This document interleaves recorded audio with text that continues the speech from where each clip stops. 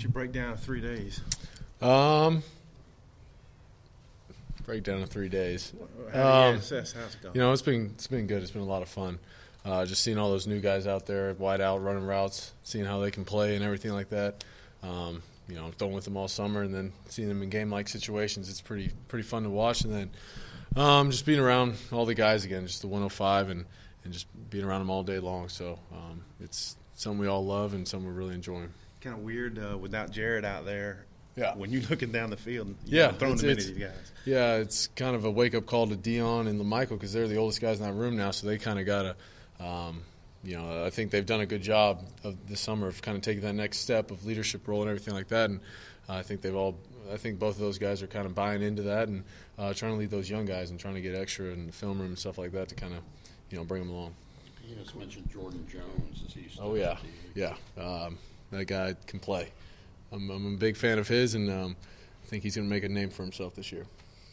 His speed, just one thing. It's speed, size, and body control for him. He's kind of the whole package. Where I think if he just takes that next step, he could be one of those guys. Another player that Dan bragged about was David Williams. How he's just coming in and kind of getting respect. You know, just coming in late. Yeah, I mean he's a fifth-year guy, so he's real mature. He's kind of like a business trip for him, where he's got 6 months here, but. I mean, just the way he came in and just gelled with the guys where he didn't come in big head or anything like that. He's down-to-earth guy where he's a guy you want to go hang out with, you know, just be around him. And then just how fast he's picked up the offense is just a testament to how hard of a worker he is. Got a whole kind of a new crop of tight ends too. Yep. What do you think of those guys? Can play. All of them can play. Cantrell, if you want to block a 300-pound defensive end, he's going to do it, and he's going to put that guy on his back. And you got guys like CJ, who's he's 6'5", 250 right now, and can catch, and his body control is off the charts. And I mean, just guys. Jack Krause been around a long time, understands the whole offense. Grayson Gunner can run, can catch, he can play. And then Jeremy Patton, just adding him, and then Will Gregg also, just how far he's come along. He's going to help us out this year. And then Jeremy Patton, how well he's played, and really wants to learn. That's what I like about him. What did you see from Jordan this summer?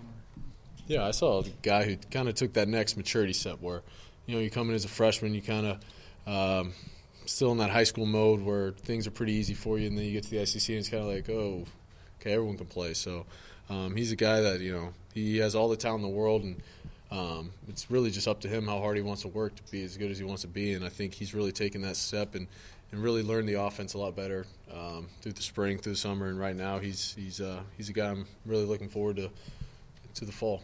What about Gary Cross? What have you seen from him? Oh, yeah. Yeah, he's a guy that doesn't talk too much. He's to himself, but, he can play. You put him out there in those game situations, and he's making one-on-one catches, and just the body control and how high he can jump is pretty special. The pads on today, how were things up front with the offensive and defensive line? Yeah, it was physical.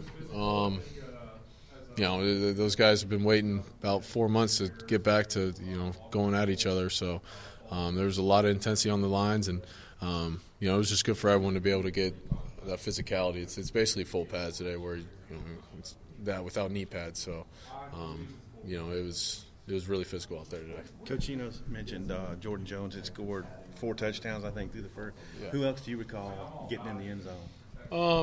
Who have you yeah, seen? I mean, I really think we have a lot of weapons out there where Jordan's kind of the guy where, you need a big post, he's going to be, he can go get it. And then, Jonathan Nance, TJ Hammonds, Deion Stewart scored a few times. Brandon Martin's coming along.